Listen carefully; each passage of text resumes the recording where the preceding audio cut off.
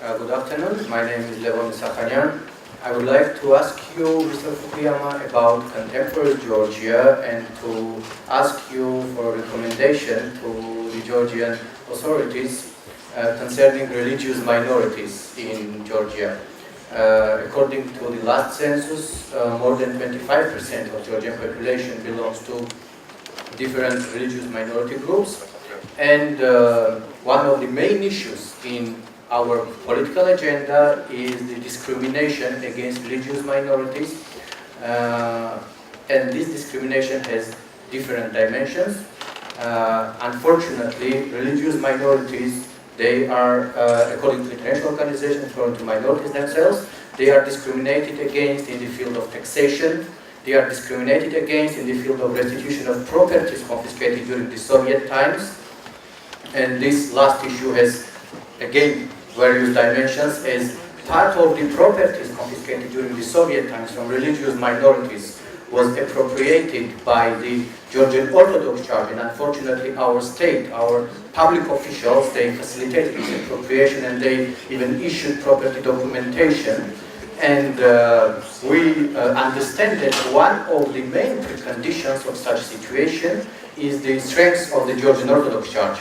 Actually, the Orthodox Church is the most influential institution in contemporary Georgia. So my question is, what would your recommendation be to our authorities? What should our government be doing when it faces challenges related to discrimination of religious minorities? And second question, as you might know, in Eastern European countries, after the reinstatement of their independence, one of the main issues faced by those countries was the restitution of properties confiscated during the Nazi regime and during the Soviet regime. So what should our government be doing with regard to restitution of property confiscated from religious minorities during the Soviet times? Thank you. Well, I'm not going to give you a lot of specific advice because I just don't know enough about the situation in contemporary Georgia. I would say the following, that any modern liberal democracy needs to enforce religious tolerance. I think that, some like France and Kemalist Turkey went further than that. They were actually actively anti-clerical, and I don't think that's a good, that's not a good posture either. But one of the foundations of modern liberalism is religious tolerance and equal treatment of religions. Now, the problem is that national identity is frequently built around religion.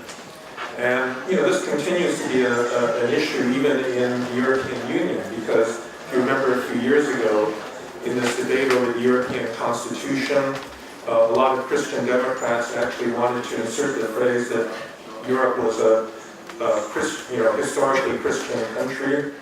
And in Italy, they've had these arguments over whether you can display crucifixes in public institutions like hospitals and schools. And of course, I noticed in your flag, you've got crosses there. And so there's this,